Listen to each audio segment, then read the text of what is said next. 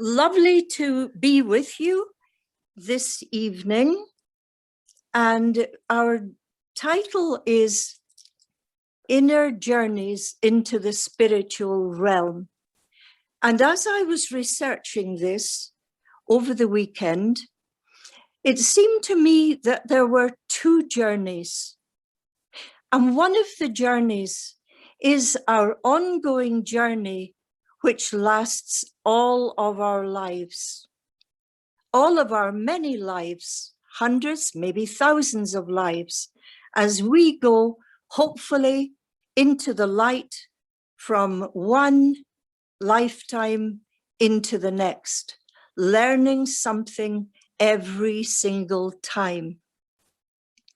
And that is terribly important for us to remember, that it's like an ongoing string of pearls almost, each lifetime, learning new aspects, and so on we go.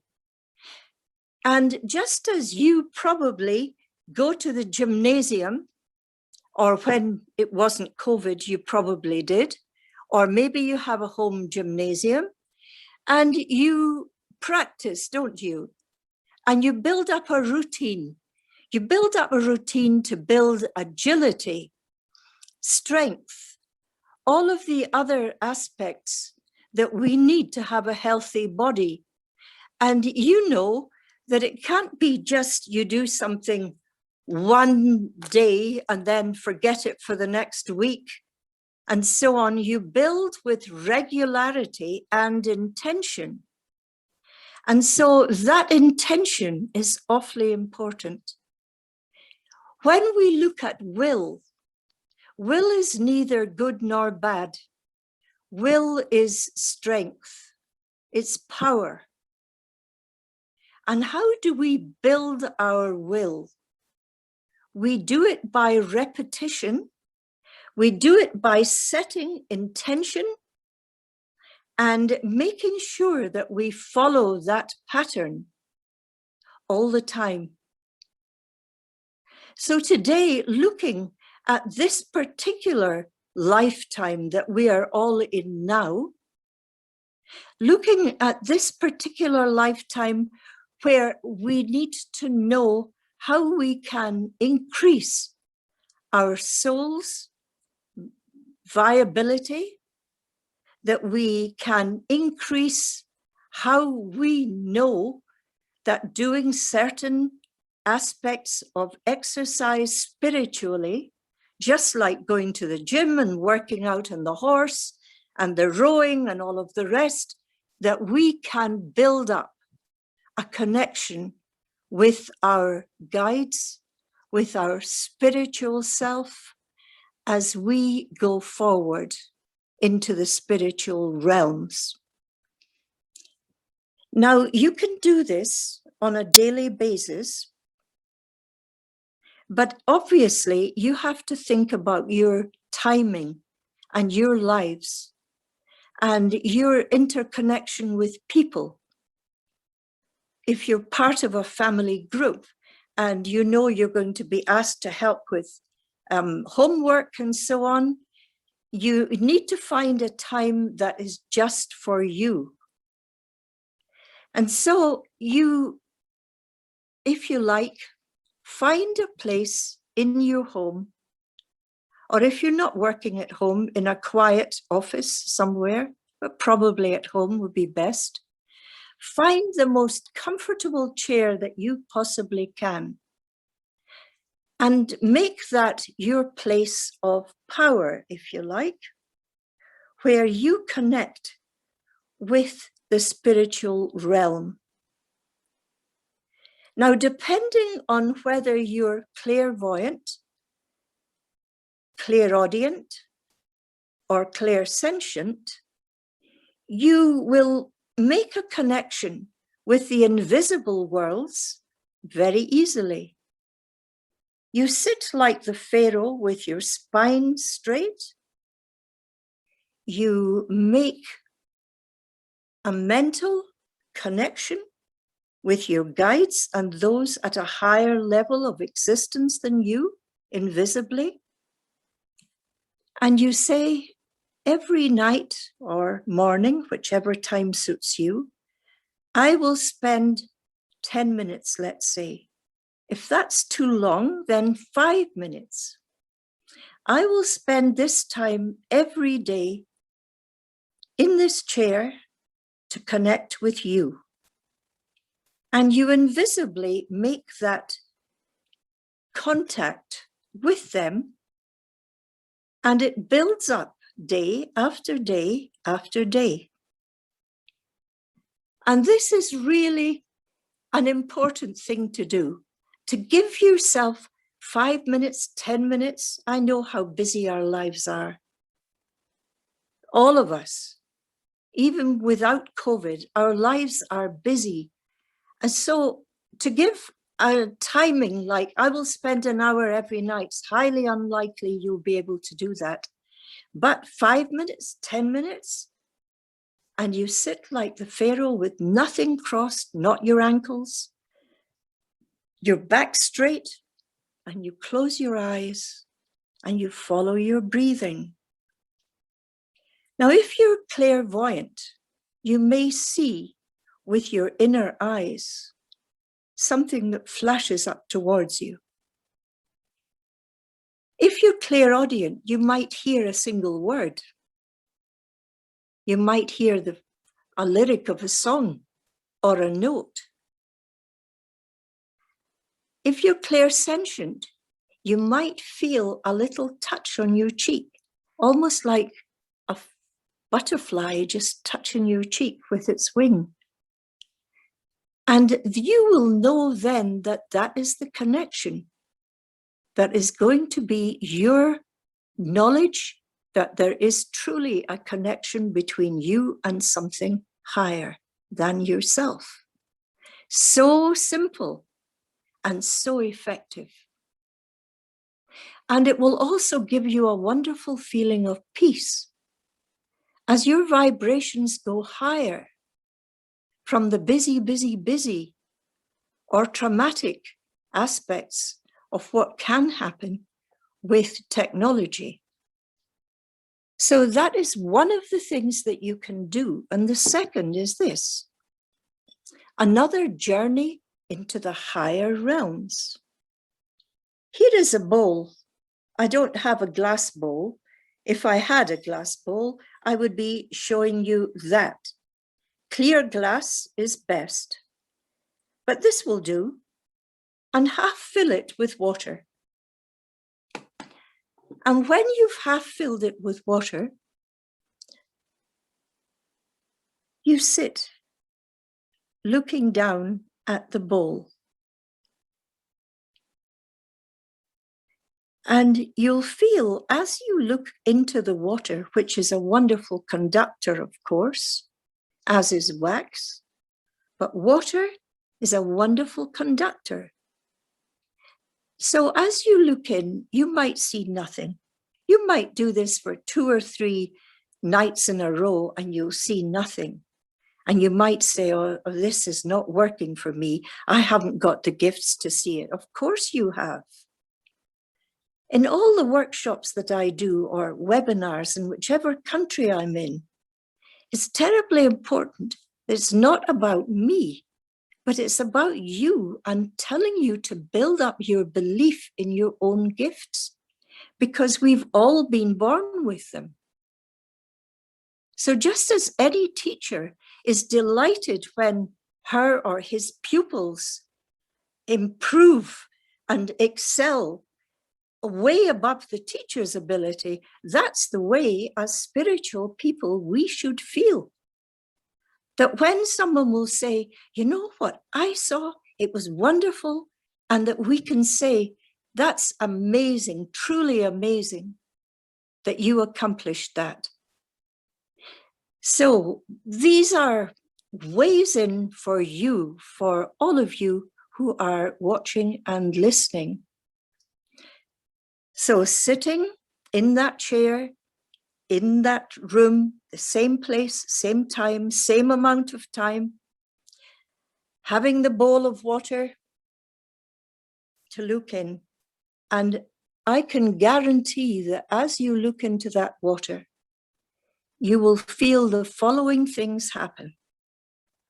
First of all, the eyelids will get heavy. Your breathing will begin to deepen. You feel that you're in a slower vibration that makes you feel very good, very relaxed.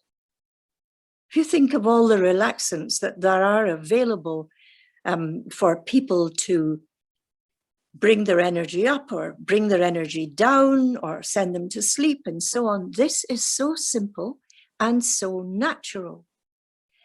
And so this wonderful, simple remedy where you look in and you feel the eyelids going heavy, your breathing changing, altering as you look in. You may see nothing to begin with. You may see something. I did this exercise in Malaysia, in Kuala Lumpur, and someone had come to see me who had a very bad stutter. Must have been a huge handicap for him in his life as a financier. And he said, can I please come to your workshop this evening after we'd had a session? And I said, delighted, please.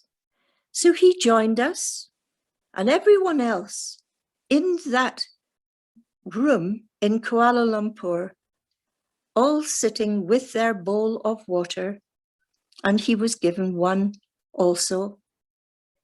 And everyone, including myself, looked into the bowl, and I said, I thought I saw a yellow imp. It must be my imagination. It came so fast. And everyone said, oh yes, every practitioner who comes here sees that yellow imp. So I was happy. That was proof for me.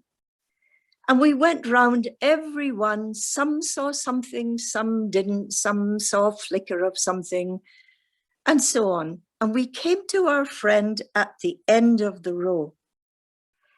And at the end, he said, speaking perfectly, I saw a cobbled street. I saw carriages along that cobbled street. I saw houses and people in old-fashioned dress. And I will never stop doing this as long as I live. In that moment, his spiritual gifts, his journey in from nothing, because he'd never gone for a session with a person like me. He'd never gone to any workshops about anything spiritual. He was just ready for that readiness to open his faculties. And in so doing, his stutter went. And I found that one of the most miraculous things that I've witnessed myself.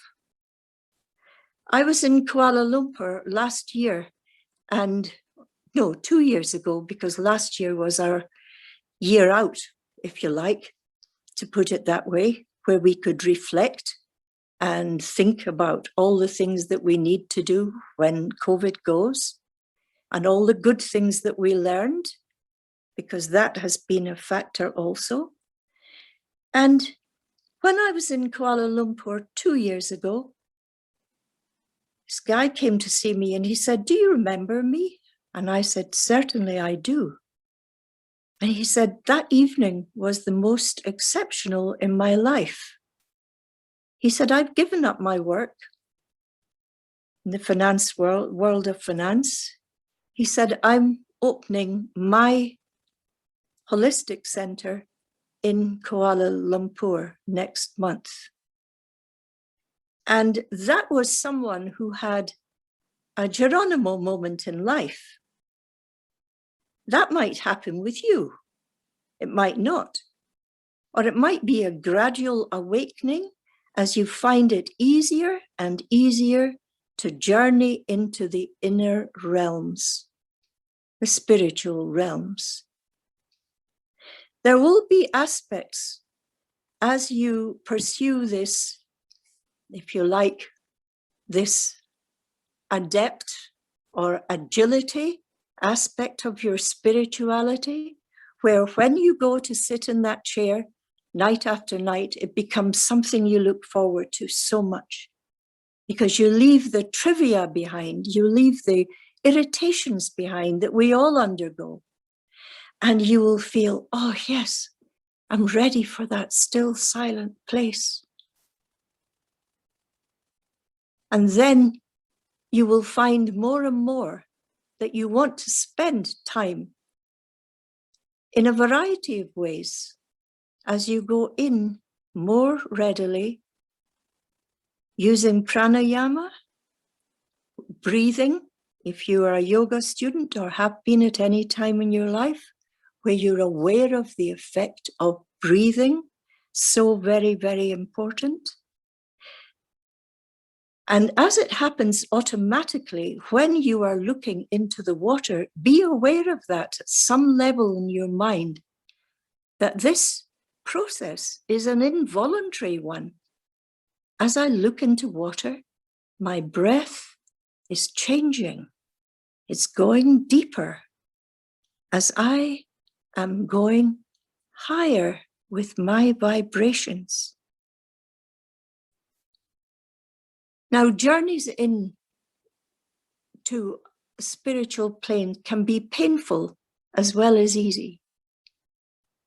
And that is important to know, because if any of you listening or watching have ever had a spiritual connection, a karmic connection with someone else, you will know it has a transfiguring effect on your life, that it's beyond your understanding. Why is it that when I encountered this person, that I felt as if I'd known him or her all my life long? Why was it that I got a physiological reaction to this person that has never been experienced by me before? How is it that the hair stood up on my arms and the hairs and the shivers up and down my spine? How was it that I could speak non-stop to this person as if he was an old or she was an old friend that I'd known for years? How could this be? And how do I feel as if I have come into safe harbor? Now, when that happens, your whole body of light alters, and it can be an escalation of the Kundalini force coming from the base of the spine right up to the base of the neck. And that can be extremely painful in a variety of ways, that you almost feel as if you're burning. What is this? It's because the Kundalini came up too rapidly. It should be a gentler process. Now, that's not to say that every karmic meeting is going to cause that to happen, but it can do. And it is important for you to be aware of that when we go too quickly into the spiritual realms, it could even be a knock on the head that has an effect on our body at a higher level. One of the most talented spiritual artists that I know in the south of England, Patrick, he had a completely normal boyhood, and then he was injured playing in the forest when he was about 10 or 11. And he lost the sight of one eye, very sadly. But whatever happened in that accident and injury, it altered completely his pineal gland. He could paint things that none of us could see. His paintings are very, very well known. They often include shamanic aspects of animals or spirit guides or gods and goddesses. But he didn't see spiritually until he had that accident. So different ways that people can go into the spiritual realms. Now, I would like you to recall what has been said, first of all, about the seating, the spine, nothing crossed, being aware whether you're clairvoyant, clairaudient, clairsentient, of how the guides can connect with us. And I would like you to close your eyes and be aware of your breathing. And I'm going to strike on the healing chimes. This chime, which corresponds with your crown chakra, which is violet.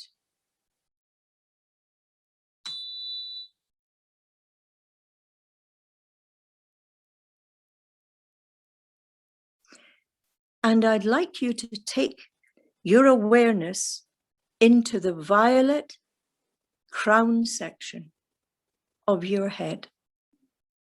As you know, there are 7 major chakras on your body,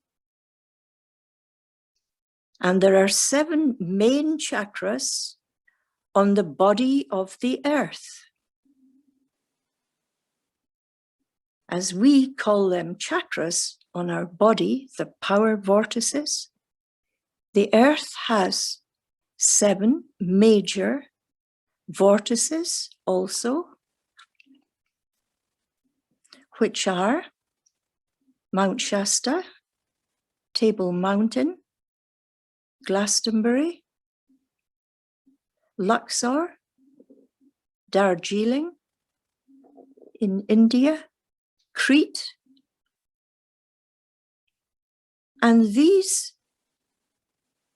vortices, places of power, are where you can go to visit once we can fly again to sacred places, because sacred places also cause a journey, an uplifting of our spiritual selves as we connect with the high vibration of those sacred points on the earth. So in the violet crown,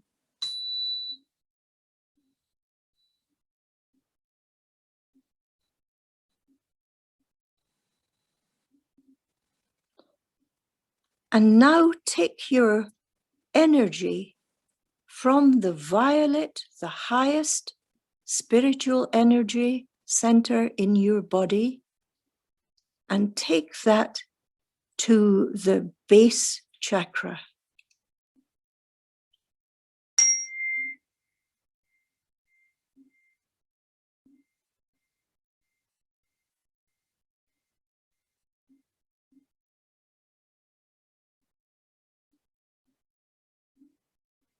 And feel the violet connecting at the base chakra level.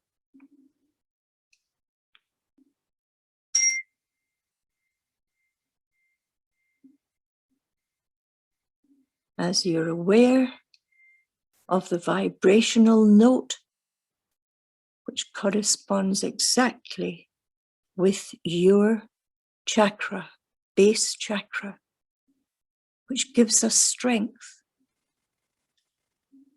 which gives us bodily strength. So the highest spiritual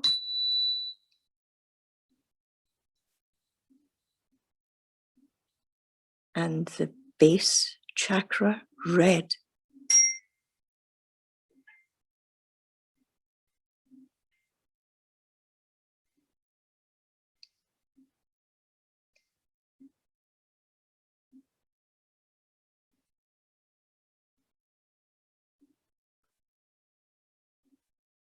And now move the violet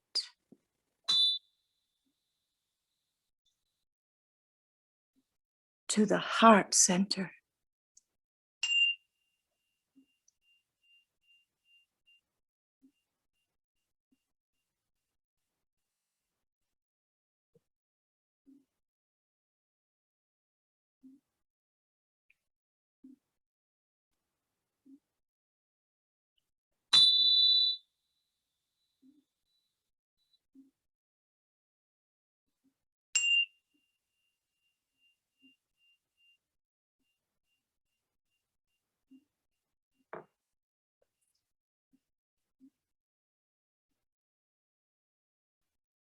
And in the heart center, whose colors are green and pink, be in that heart center, your heart chakra.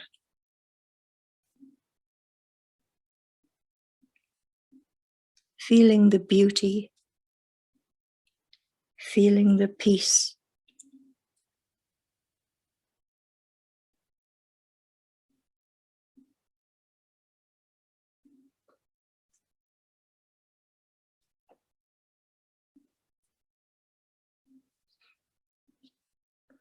And remember these words.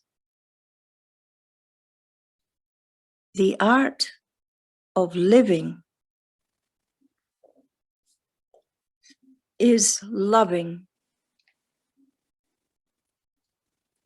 The art of living is love.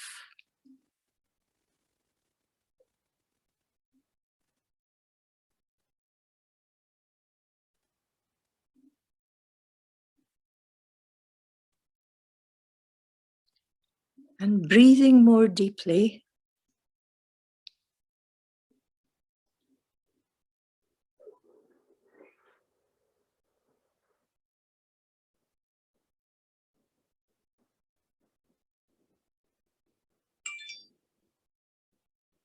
and breathing more deeply,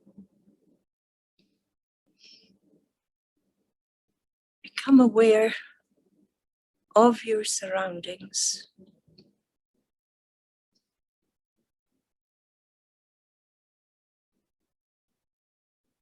As you feel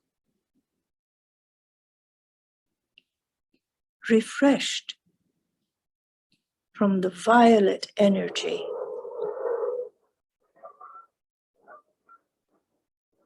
connecting with your base chakra, red,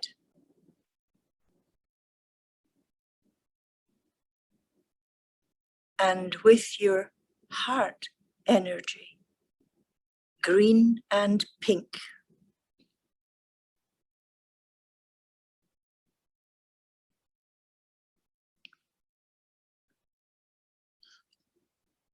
I'm sure you're aware of the aircraft flying overhead. Apologies for that. There are maneuvers which began today with the Israeli government and the Cypriot government. So for the next few days, there will be low-flying aircraft over Cyprus. And now, looking at an awareness of how we walk between two worlds in a sense. We are spiritual in a physical body, and that is very well exemplified by someone who lived centuries ago, but is still recognized as an outstanding figure.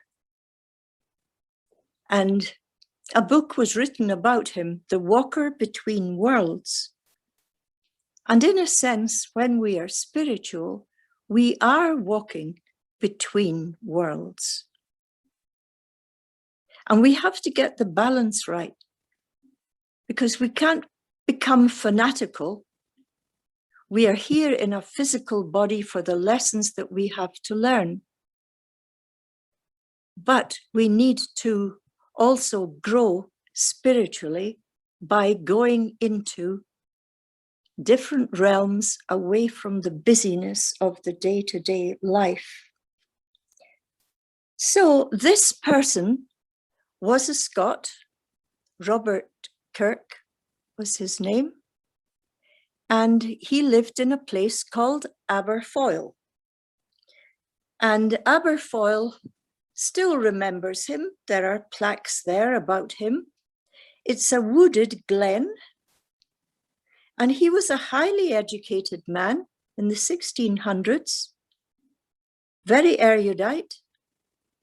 He attended university at Edinburgh. He was a minister in a pretty strict Presbyterian faith. And he also communicated with the invisible kingdom of fairies, elves, goblins, what have you. And he wrote his book, The Secret Commonwealth. And he did drawings of everyone he saw. He used to disappear for a long time, where he said he was living in another parallel universe. When he went down to London, where he was feted and acclaimed as a brilliant scholar, as a brilliant writer, and as a man in advance of his times, and that was the 17th century, going into the 18th.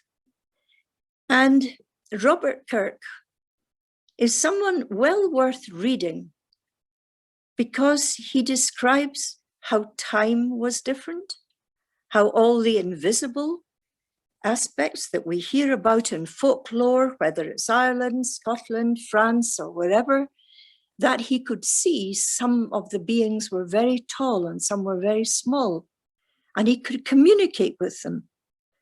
And strangely, he just disappeared. No one ever found him. No one ever found his body.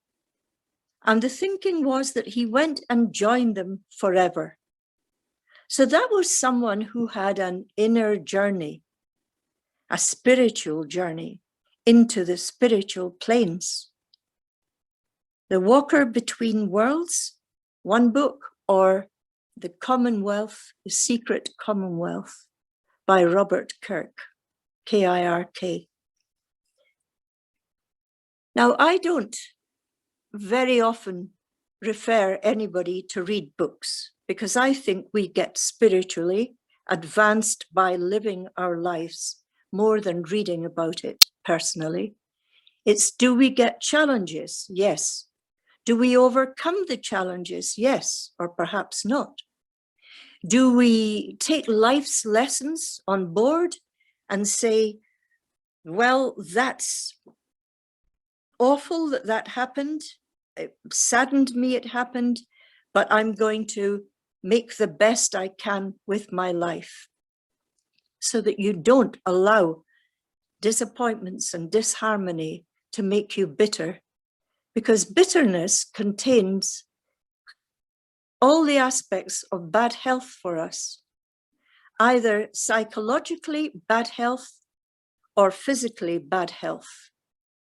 So whenever something happens, it's a real disappointment, try and look at something that's a gift to us from that disappointment.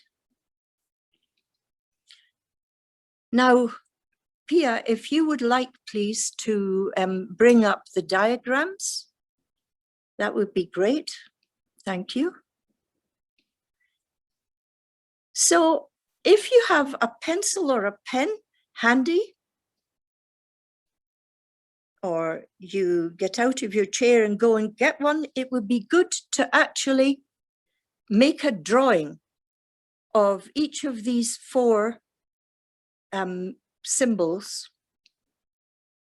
And the first one, and of course, if you've studied yoga, you will know the first one is the fire symbol.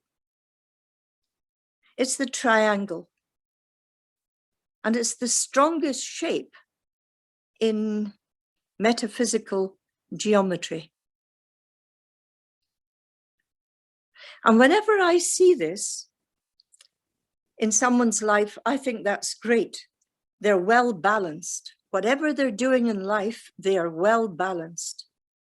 All the sides are equal and the baseline is secure.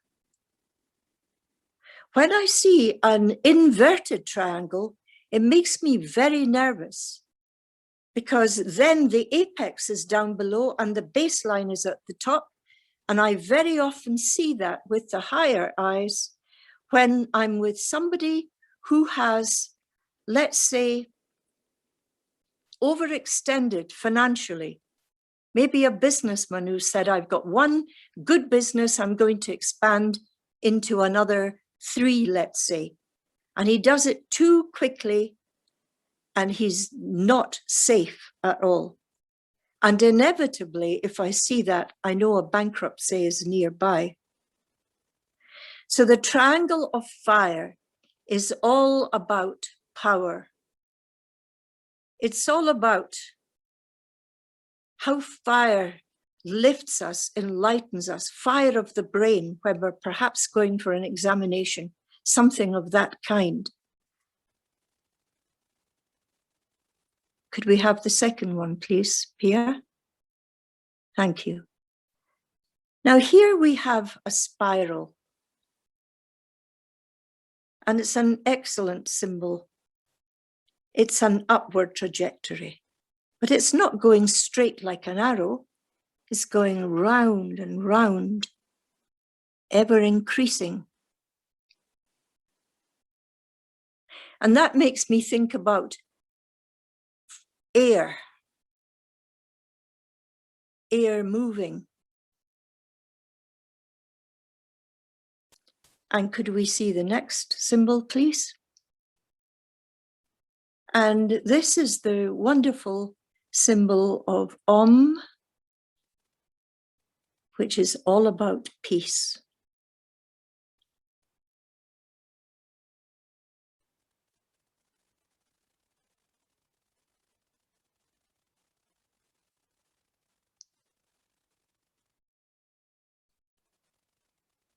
And looking at the 4th, and here's one which is much, much more complex. And these are all meditation symbols. So if you have that pencil and paper and draw these, if you could go back to the first again, Pia, it would be great, thank you. And you will be building synapses in your brain by sketching anyway. It's always good to know if we paint or we draw, we're building synapses in our brain all the time.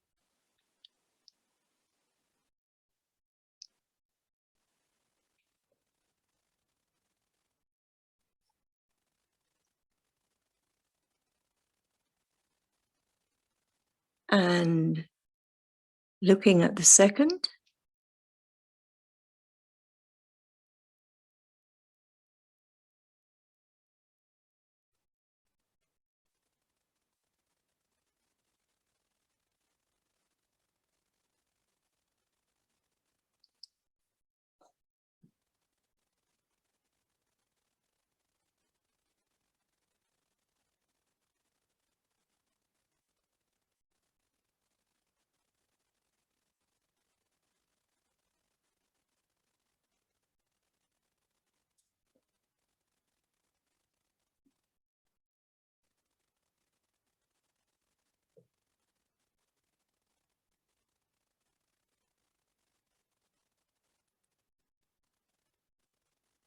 And looking at the third.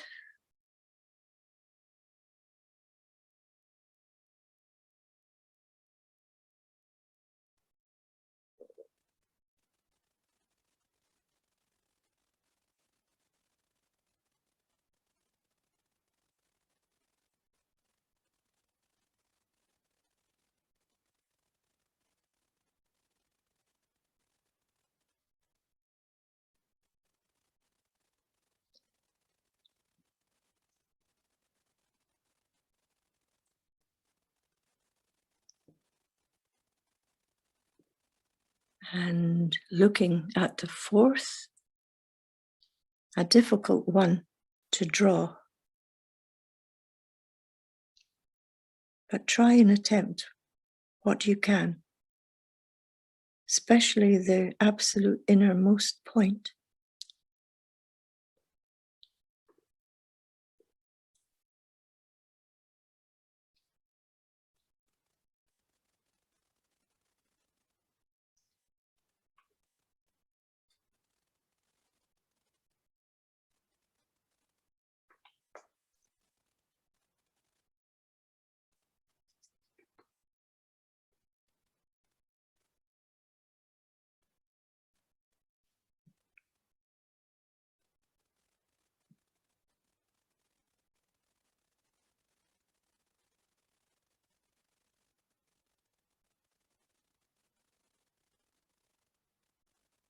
Thank you, Pia.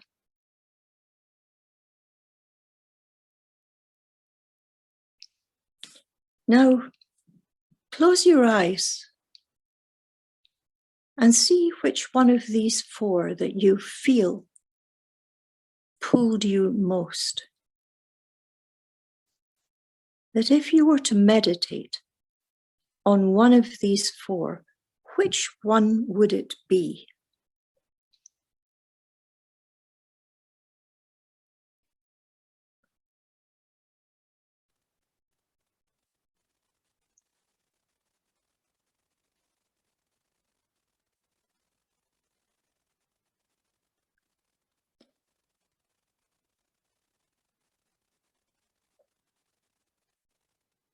And also ask yourself, as you look at your particular symbol, what physiological reactions am I experiencing?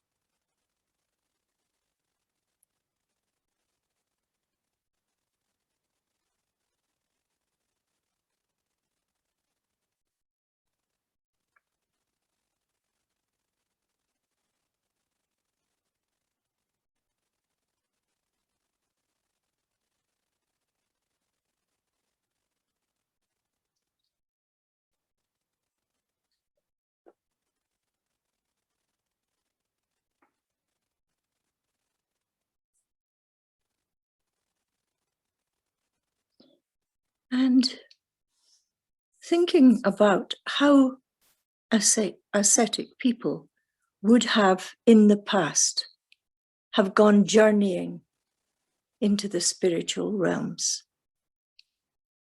The wise men in the Himalayas who would have retreated from the world. Those perhaps Buddhist monks who might have had to go on retreat for 3 years, but would have to have earned the money for themselves and their families before they would be allowed to go into a retreat. That's not really practical for the majority of us. We can't really, most of us, say, I give my life over to meditation and prayer or invocation. And remember that prayer is different from invocation. These are all ways of reaching in your spiritual journey into the higher realms: prayer, meditation, chanting, invocation. And when we invoke, we use awfully simple words. Prayers are usually beautiful, in whatever faith, whatever language, but invocations are shorter. They are in the way that a 5-year-old child would understand the simplicity of the words in imperative mood. For example, Mary Magdalene. If you were, for example, thinking about a love that was not going in the way you wanted it to, you could invoke Mary Magdalene. Mary Magdalene, help me now. 3 little simple words. Help me now. And only then can the grace from Mary Magdalene flow into your life. Because we cannot attend a wedding unless we're invited. We cannot go to a party unless we've had an invitation. And it's exactly the same with those higher beings, that to invoke them is to invite them in. So that's awfully important. When we're praying, we can pray for the souls of those who are departed, or pray for the well-being of those who are ill in the world, all of that. And that is a connection with the inner planes. But invoking is asking the grace to come into our lives to help us. And everyone needs help.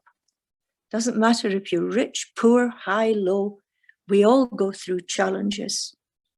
Every single one of us. Health-wise, emotionally, most of our challenges are on that plane that we have to live with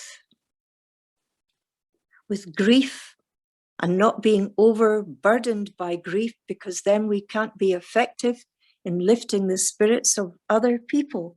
And that's so very, very important. So having time and space for oneself, it's important. And you owe that to yourself. If you're already a spiritually advanced person, that's great. But no matter where we're at, we're all one under spirit. And we can all learn from the simplest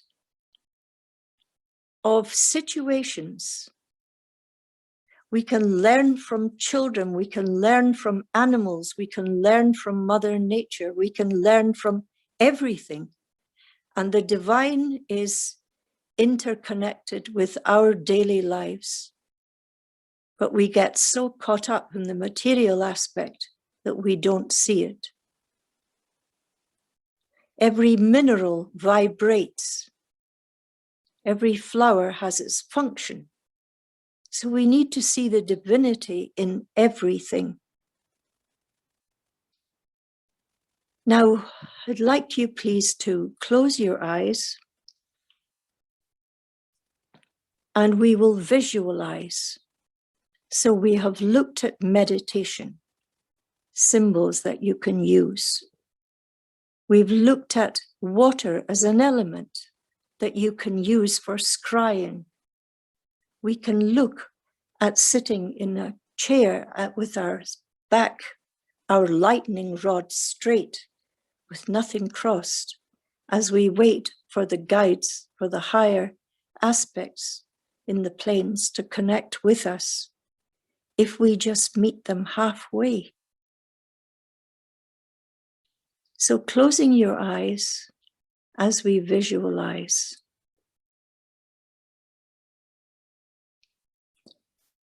Walking along a sandy path and coming to a small green gate. We kick off our footwear and leave that outside the gate. As we see a grassy field in front of us, a beautiful rich green dotted with white daisies. And as we run through the grass, feeling the grass between our toes and loving the sun on our shoulders, feeling so happy and carefree. And we see and hear a small stream to our right. And we go over to that small stream, and the water feels icy cold, even though the sun is blazing. And we dip our feet into the icy water and our wrists. And we feel any problems begin to evaporate, begin to be absorbed by the water as it goes by.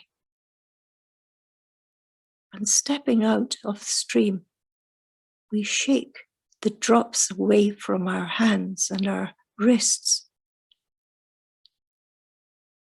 And we continue along a path which is adjacent to the stream. As we go higher and higher as the land rises. We hear a louder sound of water rushing. And we realize with beating heart that there is a waterfall ahead, crossed by a wooden bridge. And so, feeling the wood beneath our feet, we step onto the wooden steps of the bridge, holding on to the rail with each hand. It shakes a little. Halfway across the warm wooden bridge, warm under our feet, we look over and see the waterfall rushing below, with white water crashing against the black rocks.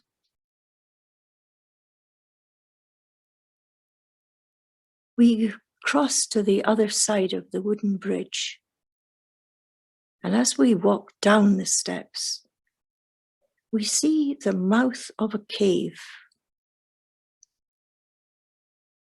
And in the mouth of the cave, it's dark and gloomy, but in some way it entices us. And we bend our head and go into the cave, leaving behind the warm, hot sunshine. As we move through the cave and find ourselves in a wonderful round hall underground. And the floor of the hall is made up of wonderful colors and patterns and designs. And right in the middle, there's a fire, a sacred fire, burning in a brazier.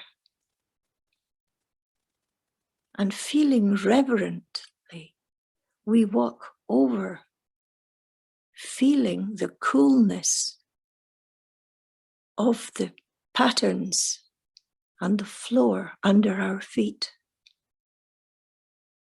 As we stand before the sacred fire and bow with thanks to the divine for this wonderful experience, we see that there are 12 doors around the walls of the hall. And each of these doors is made of a different kind of wood. Olive wood, oak, pine, elm, cherry, holly, all different kinds of wood with all patterns and veneers. And each of the doors has a different kind of handle. So we see one that appeals to us so much. And we go to that door with our heart beating fast, knowing that an answer to a question that has confused us for a very long time is waiting to reveal itself behind the door. So having your question in your mind, go to that door which appeals to you. And breathing deeply, you take the handle in your hand and open the door.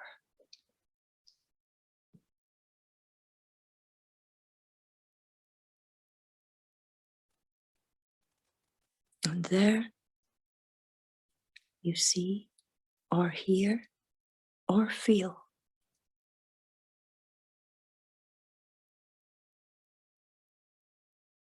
hold that image.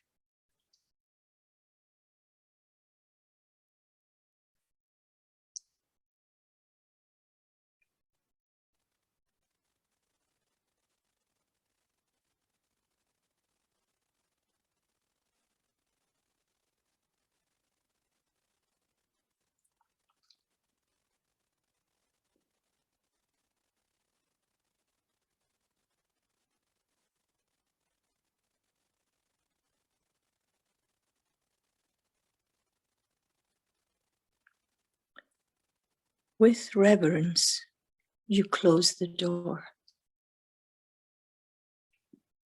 and retrace your steps to the sacred fire, giving thanks for what you saw in your visualization, or heard, or felt.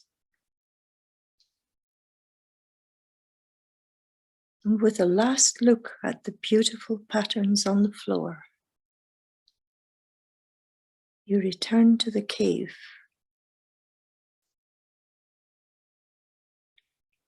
Feel its coolness and the sudden warmth of the sun as you step outside, feeling lighter, feeling younger, feeling freer, happy that you have been given a gift. As you walk up the wooden steps onto the bridge, look down below at the waterfall below, as you feel the wooden bridge under your bare feet, as you walk down the steps. And then you run happily and freely down that grassy field, listening to the sound of the waterfall becoming the river, becoming the stream. And you come to the green gate. You retrieve your footwear.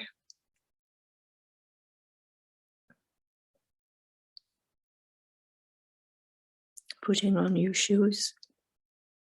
Walking along the path. Breathing deeply and happily. Carefree.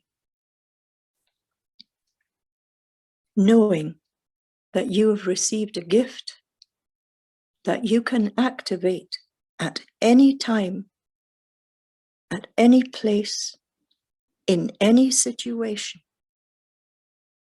to answer any question that you may have at a material or physical or emotional or spiritual plane level. You have the tool to go into the spiritual realm.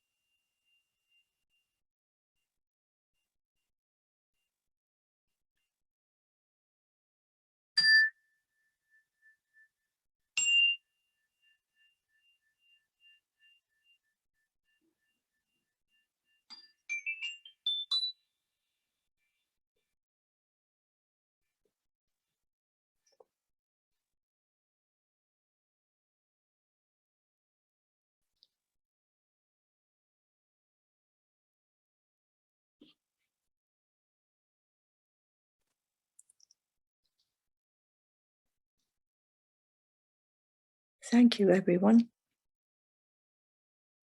Thank you so much for your patience And I wish you good health and well-being.